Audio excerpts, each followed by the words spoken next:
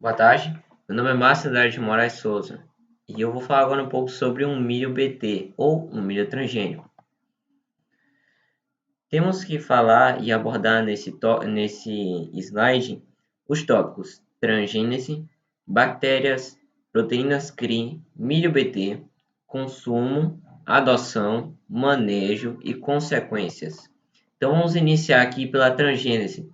A transgênese que é a junção entre o material genético de uma espécie com as bases genéticas de outra espécie.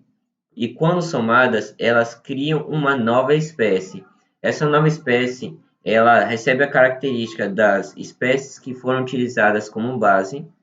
E por que eu estou falando isso?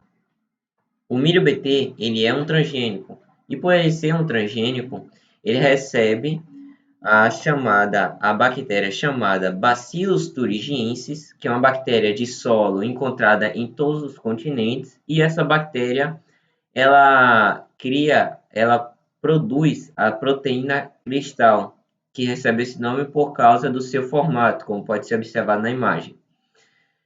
A proteína cristal, também denominada de proteína CRI, ela tem características inseticidas e quando utilizada de determinada forma ou de forma correta, melhor dizendo, ela é utilizada somente para uma espécie de animal, cada proteína. A proteína CRI1, ela tem características inseticidas para as lagartas, as borboletas e as mariposas. A CRI3 tem características inseticidas para as joaninhas e os besouros. A CRI4 tem características para as moscas, as muriçocas e também para os mosquitos. E além disso, ela só danifica o sistema digestório dos insetos porque eles têm um pH básico, um pH baixo. Já o nosso é um pH alto, um pH ácido. E por isso nós, segundo alguns pesquisadores, não recebemos nenhum dano por causa dessa proteína.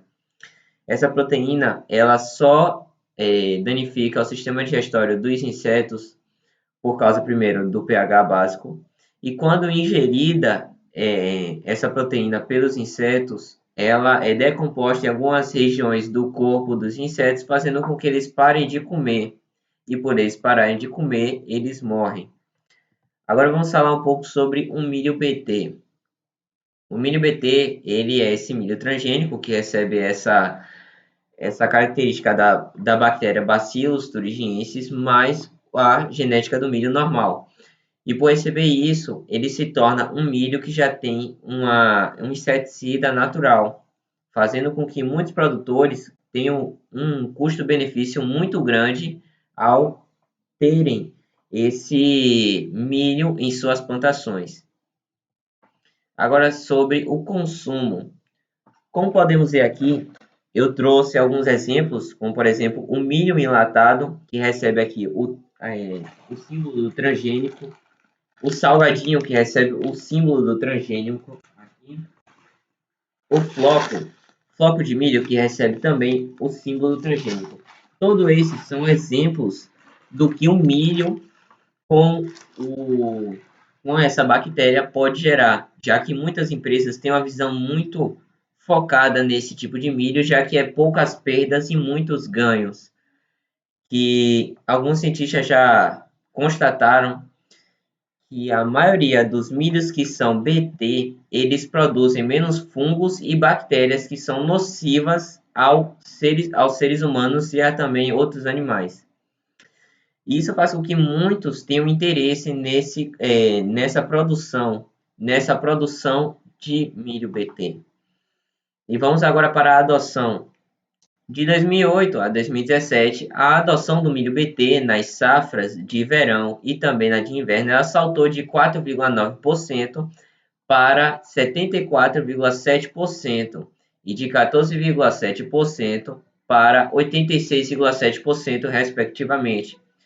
E esses dados são incríveis porque essa bactéria fez com que o milho conseguisse ultrapassar esses ambientes climáticos que estavam desfavoráveis a ele e fez com que também menos fungos, menos insetos pudessem se alimentar da produção dos agricultores e também fazer com que tenham mais lucro e, além disso, gerar também mais emprego.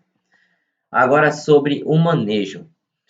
O manejo do milho BT ele é de grande importância, já que por ser pulverizado em plantas, ou seja, geneticamente modificado nas sementes que vão ser implantadas no solo para criar um milho, eles, quando são pulverizados, levam o uso da água, mas menos do que outros agrotóxicos, menos do que outras formas de criar o milho e crescer mais rápido do que o normal e também com menos danos aos milhos.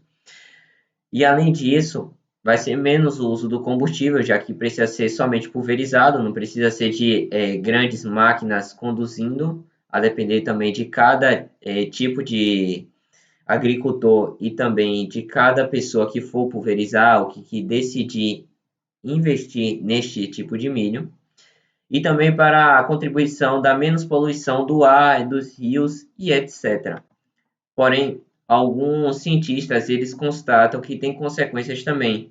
O milho BT e também outros transgênicos, eles afetam os rins, o fígado e também sistemas ligados à eliminação de impurezas. E isso leva a dividir várias ideias, várias pessoas que acreditam que o milho BT ele pode ser ruim e outros que acreditam que o milho BT é bom. Vai de cada pessoa. Já que alguns cientistas confirmam que o nosso pH é alto e que não tem nenhuma coisa ruim, e outros que acreditam que pode sim afetar nosso sistema. E aqui agora estão passando as referências, que através do Google Lens, apontando a câmera do seu celular, você pode acessar todas as referências usadas nesse slide, a tudo que foi utilizado nesse slide, e também, se você não tiver o Google Lens, pode estar acessando o Google, e lá do Google jogar para o Google Lens, ele abrir e criar aí, e mostrar todas as referências que foram utilizadas. Eu agradeço a sua atenção.